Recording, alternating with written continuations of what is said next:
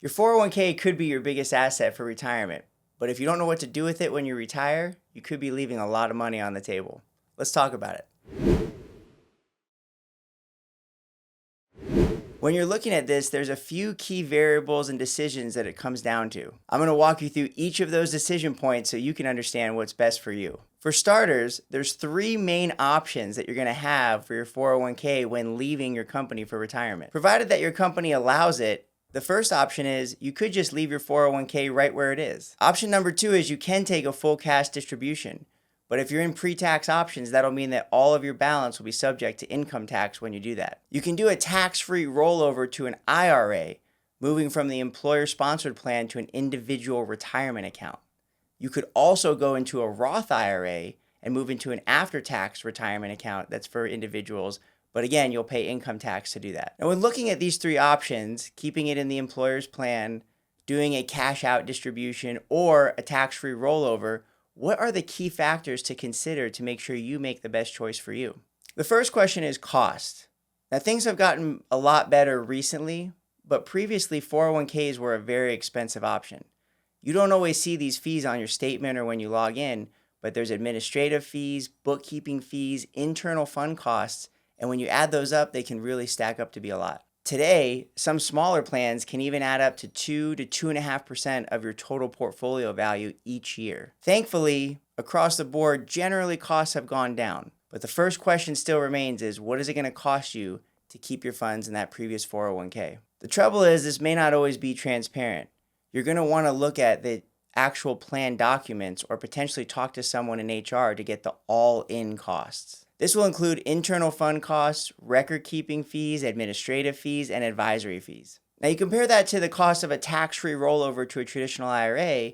Within the individual retirement account, you can invest in anything you want, from low-cost options all the way up to high-cost options. If your 401k is expensive, well, then moving it to a low-cost IRA may make sense.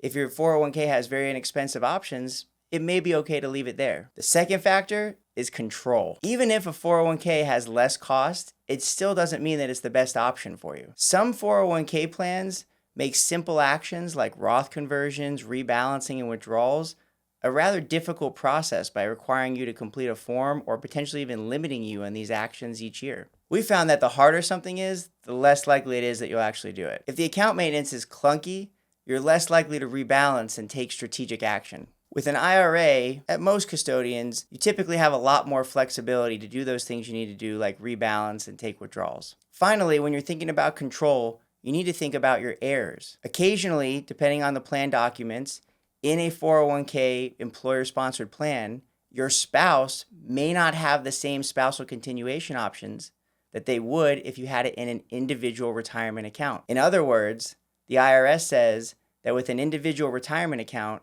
your spouse can combine your IRA assets with theirs as a tax-free transfer. But not all employer-sponsored 401k plans allow for that to happen. That may be a big consideration when deciding to leave your plan in the current 401k or transfer it to a tax-free rollover in an IRA. The third factor is allocation options. An IRA gives you virtually unlimited options to reallocate to. You can put your money in almost anything.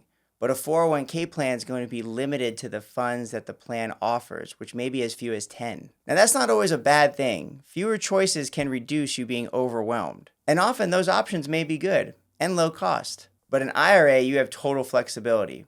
Now, that might be overwhelming if you don't know what to choose, but if your goal is to have a customizable account, it might be the right option for you. Another factor to consider is consolidation. Many people will change jobs over the course of their career, accumulating old 401ks with different employers.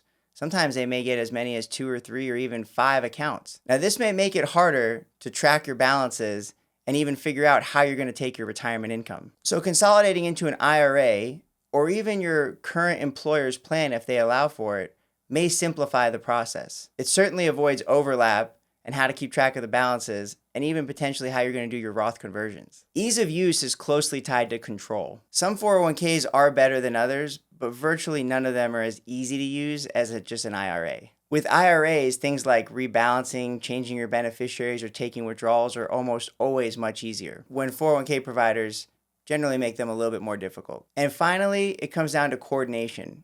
If you have multiple accounts, like most people do, a 401k, a Roth IRA, a brokerage account, an annuity, you may want to keep track of your overall total portfolio allocation. For example, you may want your total portfolio overall to reflect something like a 60-40 portfolio, and you may spread out your assets strategically across your different options to take advantage of what each of them offer. When your accounts are scattered across different providers, it can definitely make it more challenging to try to actually use them in retirement. Now, beyond just comparing the different types of retirement accounts, the tax implications are a key consideration. For instance, after-tax contributions can be a nuisance to roll over from your 401k. If you're contributing to your 401k with after-tax contributions, for some high earners, this may be a great strategy or something that they call the mega backdoor Roth. But what happens is your after-tax contributions go into the Roth portion of the 401k, and all of the gains go into the traditional portion of the 401k, which makes the rollover process a little bit more difficult. The next tax consideration is something called net unrealized appreciation. If you hold your company stock inside your 401k,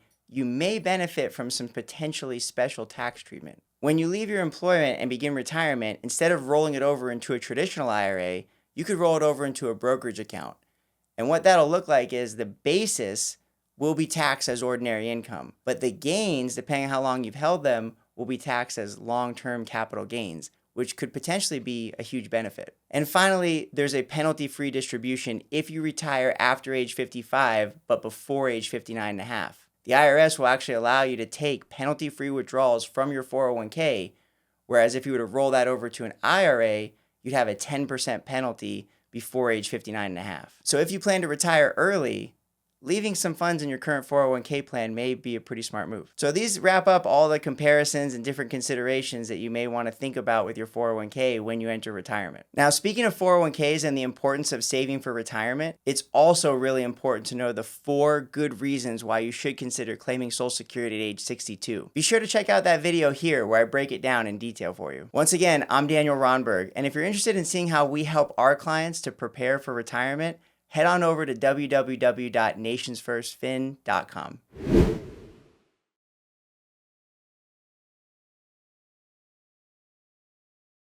Hey everyone, if you enjoyed this video and you want more information about retirement, be sure to check out my new book, Buy Back Your Life, How to Stop Worrying About Money and Start Living in Retirement. If you want a copy of this book absolutely for free, call my office with this phone number below. Talk to the girls at the front desk. You don't have to provide any information. We just need your name and address, and they'll mail you out your copy today.